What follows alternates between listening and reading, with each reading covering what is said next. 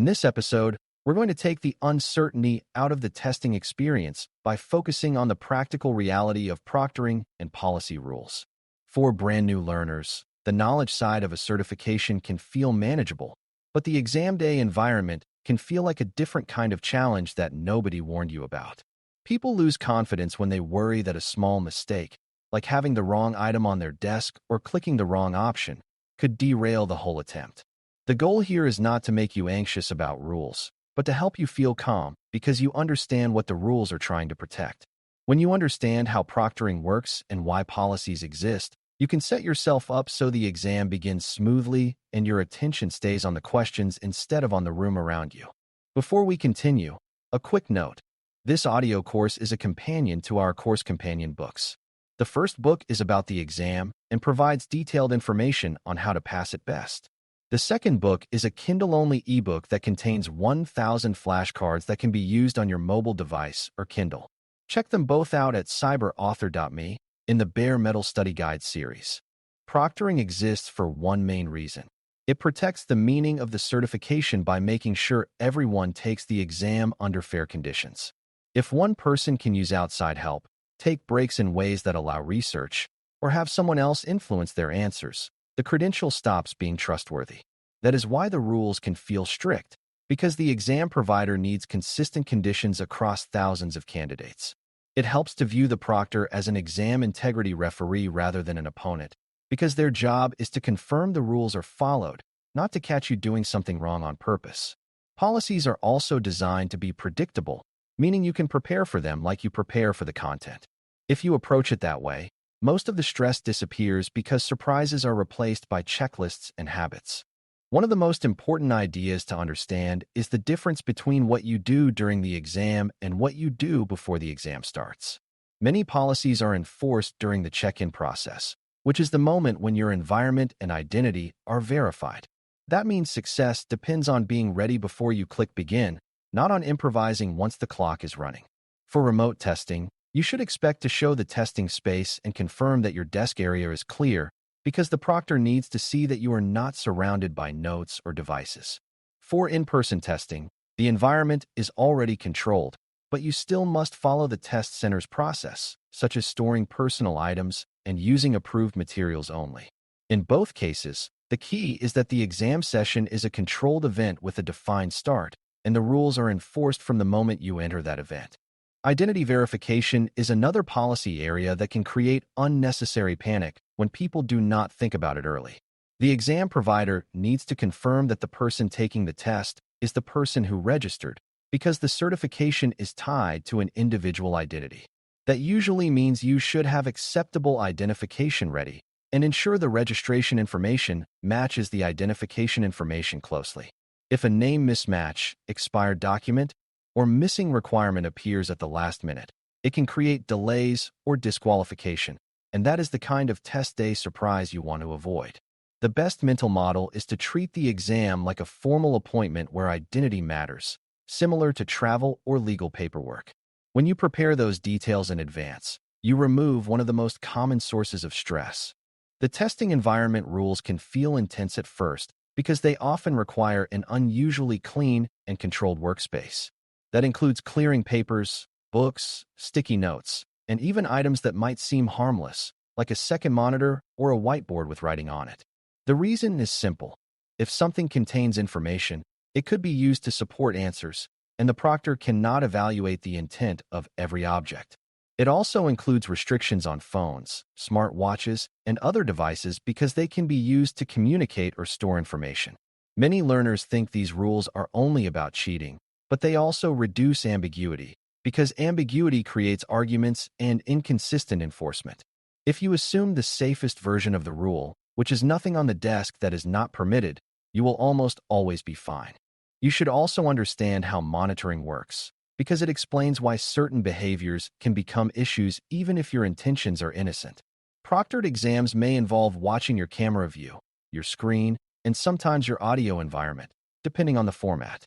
Monitoring is there to ensure that the exam content stays private and that your actions are consistent with a closed book, independent attempt.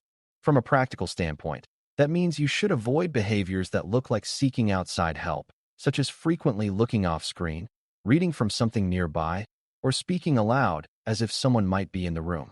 This is not a judgment about you. It is about what the proctor can reasonably interpret from limited information. If you train yourself to keep your focus on the screen and keep your room quiet, you reduce the chance of a misunderstanding. Another common surprise is how breaks and pauses are handled, because many learners assume they can treat the exam like a casual online quiz. In most proctored settings, unscheduled breaks are restricted, and leaving the camera view may be treated as a violation because it removes the proctor's ability to monitor the environment. Even if breaks are allowed, they are often governed by rules that prevent you from accessing outside materials. That means you should plan your physical needs before the exam begins, including water, comfort, and any allowed items, so you do not need to interrupt the session. In a test center, breaks may involve signing out and signing back in, which can cost time and add stress. The goal is not to be uncomfortable, but to be realistic about the conditions so you can maintain focus. A related issue is what counts as allowed materials, because policies often specify what you can and cannot use during the test. Some exams allow certain reference items, while others require strictly closed-book conditions except for what is provided within the exam interface. If the exam includes a digital interface with tools like a timer, a question navigator, or a review mark feature, those are the tools you should rely on rather than external notes. The safest approach is to assume you have only what the exam system provides unless you have confirmed otherwise. For beginners, this matters because it changes how you study, since you should train your recall and reasoning rather than training yourself to look things up. When you practice under the same assumptions you will face on test day, you reduce friction and improve performance. Technology and setup policies are also a major source of last-minute trouble for remote testing. Remote proctoring usually requires a stable internet connection, a functional camera, and a system configuration that allows the monitoring software to run without interference. Issues like blocked permissions, incompatible settings, or sudden updates can interrupt the experience and create pressure right before the exam starts. The important concept here is that technical readiness is part of exam readiness, not a separate task. If you treat your device and environment as part of your preparation, you reduce the chance that exam day becomes a troubleshooting session. The goal is a quiet, stable setup where the technology fades into the background and your attention stays on the questions. Communication with the proctor is another area where policy understanding helps, because candidates sometimes make simple mistakes that look suspicious. If you need to ask a question or report an issue, you should use the approved communication method and keep your messages short, clear, and relevant. Avoid narrating your reasoning out loud, because talking can be interpreted as speaking to someone else, even if you are alone. If something unexpected happens, like a noise outside or a temporary disruption, the best approach is to remain calm and follow instructions rather than trying to solve it your own way. Policies usually prioritize preserving the integrity of the exam session, and that can mean pausing, confirming, or documenting what occurred. A calm, rule-following approach keeps the situation from escalating. It also helps to understand what actions can trigger warnings or session termination, not because you plan to break rules, but because many triggers are based on appearance rather than intent. Looking away repeatedly, having someone enter the room, using a phone, or having additional screens active can all appear as attempts to access outside information. Even something like reading a question and glancing at the ceiling while thinking can look like checking a note if it happens frequently. The point is not to make you stiff or uncomfortable, but to encourage a simple habit of keeping your eyes and posture oriented toward the exam. When you practice, you can build this habit by staying focused forward and avoiding unnecessary movements. This reduces the risk that your normal thinking behavior is misinterpreted. A smart way to prepare is to run a personal pre-exam routine that treats policy compliance like part of your performance plan. That routine can include clearing the workspace, removing devices, arranging your chair and camera so your face is visible, and ensuring the room will remain private for the duration. It also includes making sure you will not be interrupted by people, pets, alarms, or notifications, because interruptions can lead to policy violations or lost time. For many learners, the biggest improvement comes from doing this routine once or twice before the actual exam day, because the first time you do it, you discover what you forgot. The second time, it becomes smooth, and smooth is exactly what you want when you are about to take a high-stakes test.